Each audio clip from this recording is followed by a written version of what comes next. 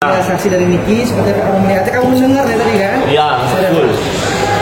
Alhamdulillah hari ini saksi itu sangat meringankan Niki ya, karena memang kan setia dari si Niki kan, gitu, bukan dari JPU. Nah, panjang banget hari ini ceritanya.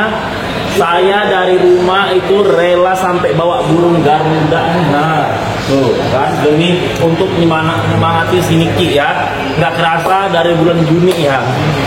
Tanggal 28 putusan ya guys, tanggal 28 tadi hakim udah bilang bakal putusan. Oke, kita tarik garis tengah dari awal dulu ya. Jadi tadi saksinya itu adalah mereka ini, tim Niki ini fokus ke kesepakatan, ya kan? Ternyata dari saksi ahli yang pertama itu, dia itu mengatakan kesepakatan itu tidak harus tertulis. Ya, sama seperti ketika tukang bakso dan pembeli. Jadi tukang bakso membuat sebuah kesepakatan bahwa lu beli bakso gue, ya kan? Tapi gue minta duit lu, gue kasih bakso lu. Tanpa ada surat, tanpa ada materai, tanpa ada tulisan, itu sama dengan kesepakatan.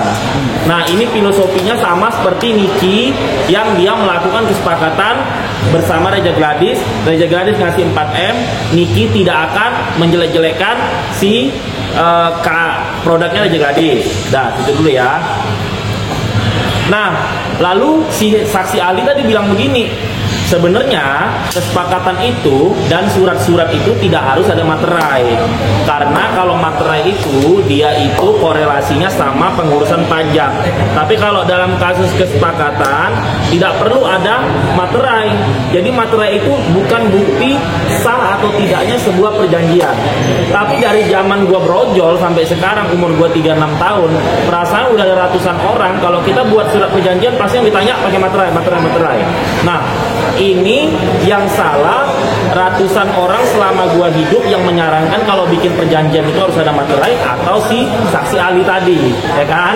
Nah, ini mungkin asumsi dia. Nah, kalau gua percaya yang selama ini kalau memang kalau mau saya harus ada materai, ya kan? Nah, itu satu.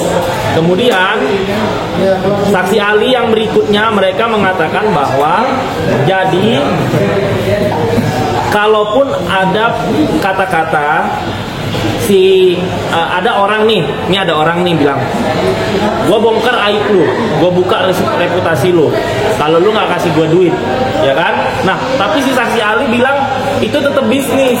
Nah, makanya juga gue agak blunder nih, kata si saksi ahli, kalau kita menjelek-jelekkan orang, kita bilang gue bakal jelek-jelekin lu kalau lu nggak kasih gue duit. Tapi kalau duit lu pindah ke gue nggak jelek-jelekin lu. Tapi si saksi ahli bilang itu tetap bisnis. Business is business. Berarti besok-besok ya, lu pada ya guys, lu ya, gue jelekin lu satu Indonesia ya, kalau lu nggak bayar gue 10 triliun, ya kan? Nah, kalau lu nggak bayar gue 10 triliun, gue jelekin lu seluruh Indonesia. Terus orang mau nuntut gue nggak bisa, ini kan bisnis. Nah, jadi bongkar aib juga bisnis nih, kata saksi ahli. Tapi apapun itu kita tidak bisa menyalahkan saksi ahli. Kenapa kita nggak bisa nyalahin saksi ahli guys? Karena kan mereka kerja profesional, ya kan? Jadi saksi ahlinya si Niki ya pasti bela Niki, saksi ahlinya JPU pasti bela JPU, dan nggak bisa disalahkan guys, karena saksi ahli ini dia itu digaji, ya kan, digaji, terus dia kerja secara profesional. Jadi ya udah, makanya gue untuk aspek itu gue nggak bisa nyalahin, ya kan. Tapi saat ini menjadi blunder gak sih? Pada akhirnya kan orang dia saksi ahli yang kan mungkin di bawah sana melihat ini kan satu kok begini ya, yang kedua ini justru membahaya karena membenarkan yang namanya tadi gua ancam ya, iya, itu bisnis ya, iya, itu membahayakan untuk masyarakat lagi nantinya gitu loh. Iya, jadi ini menjadi itu kan nantinya. Iya, jadi ini menjadi contoh sih. Jadi besok-besok orang kalau bisnis, udah ya, lu bayar gue ya kalau nggak mau gue bongkar aib lu ya. Terus orang mau nuntut juga susah, ternyata ini bisnis gitu. Tapi kan nggak ada di hukum perdata pidana membenarkan ini begitu. Jadi nanti hakim yang akan menjelaskan persepsi ini. Nah, terus tadi ada katanya monolog. Nah, kan ditanya sama JPU-nya kan, JPU, loh Pak, ini statement ini gimana nih, kata si JPU-nya kan. Terus iya, ini kan seperti monolog. Loh, kok bisa monolog? Jadi kalau gue sih jelasinnya begini guys. Kalau misalnya ada teater, ini kita nonton teater kan. Nah, kalau nonton teater ini rame, di situ ada aktor yang monolog. Iya, itu monolog. Kenapa itu monolog?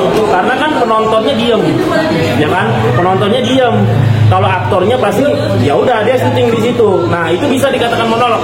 Tapi kalau ini udah media sosial ya, karena saya juga sering live. Kalau udah kasus ini media sosial, kan ada yang komen, pasti kita ada TikTok kan. Itu bukan monolog lagi, itu udah dialog. Kan pasti secara nggak langsung kita balasin komen-komen netizen itu. Beda sama pemain teater. Pemain teater main monolog, penonton nggak akan berdialog sama si aktornya begitu. Jadi beda. Jadi nggak itu. Nah, tadi ada juga katanya. Ini kalau misalnya kata saksi ahli, ini kalau saya WhatsAppan itu aja saya monolog. Loh enggak dong. Kalau WhatsAppan kita sendiri, ya monolog. Tapi kalau misalnya WhatsAppannya kita udah balas-balasan, itu udah dialog namanya gitu kan. Jadi filosofinya harus ini guys, harus tahu gitu. Kalau menurut saya, ini saya benar. Kalau untuk urusan ini saya nggak setuju sama hakim. Kalau udah nge-live itu namanya udah nggak monolog lagi, itu udah berdialog. Tapi kalau orang main teater monolog, ya karena penonton kan nggak mungkin loncat ke atas panggung gitu. Terus dari awal sampai titik ini kamu lihat kira-kira Nah, gimana? Kira-kira nih buat ini gimana nih? Dari awal sidang sampai hari ini ya, sampai saksi ahli kamu lihat sebenarnya apakah akan meringankan, akan memberatkan, atau seperti apa? Ya kalau saya melihat kasus ini pencemaran nama baiknya ya. Jadi gini, saya pernah urusan penipuan di Polda Metro Jaya. Nah, terus saya bertanya sama Polda Metro Jayanya, Pak, ini kalau kasus pencemaran nama baik gimana?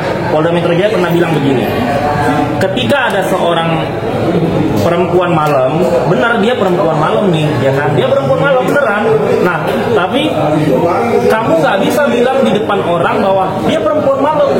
Saya ngelihat dia di sini dia jual diri, itu nggak bisa. Nah, seperti yang dibahas tadi, itu udah melanggar hak asasi manusia.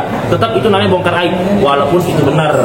Nah, jadi kalau misalnya seseorang mengatakan dia itu begeng, dia itu jelek, dia itu ceking, dia itu abu-abu, apalagi di media sosial, yaitu kalau gue korelasiin sama Polda Metro Jaya pernah memberikan ilmu itu kepada saya, yaitu termasuk pencemaran nama baik gitu. Nah, pencemaran nama baiknya itulah digunakan untuk kalau lu nggak kasih gue duit, maka gue akan bongkar aib lu. Nah, itulah tadi yang dikatakan saksi ahli kalau itu bisnis. Padahal nanti kalau berarti besok-besok orang kalau mau cari duit bongkar aib aja tetangga ya kan, terus dibilang bisnis, ya nggak bisa begitu juga Pak. Nah, itu kalau itu saya salahin. Tapi jujur ya, saksi ahli Niki saya puji nih.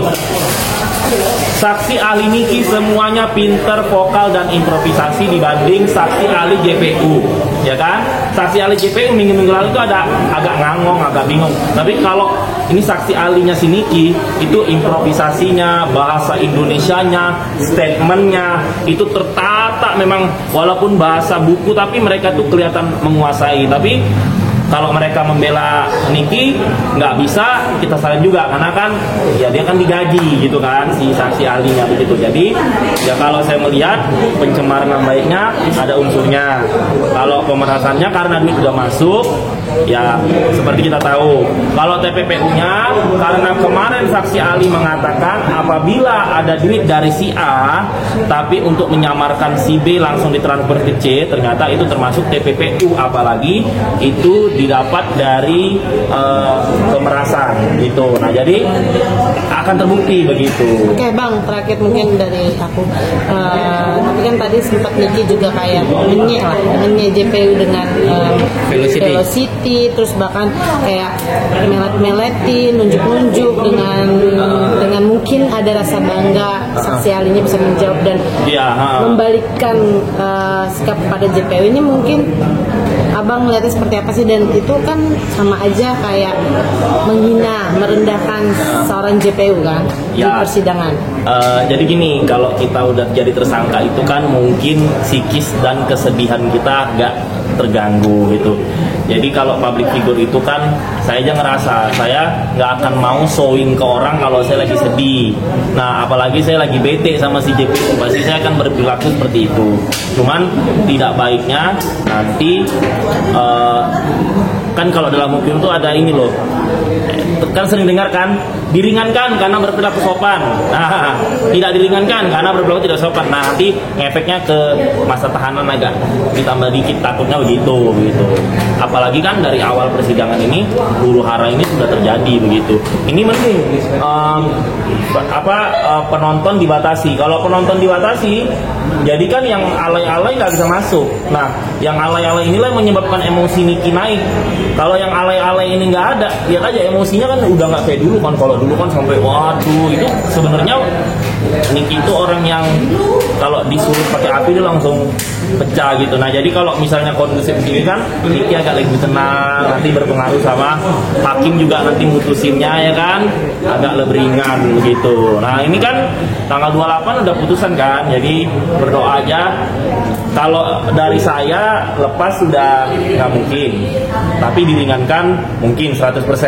Jadi saya berdoa nggak lepas pun tapi diringankan. Nah, di Niki diringankan. Amin, amin, rabbal alamin. Oke, makasih Bang.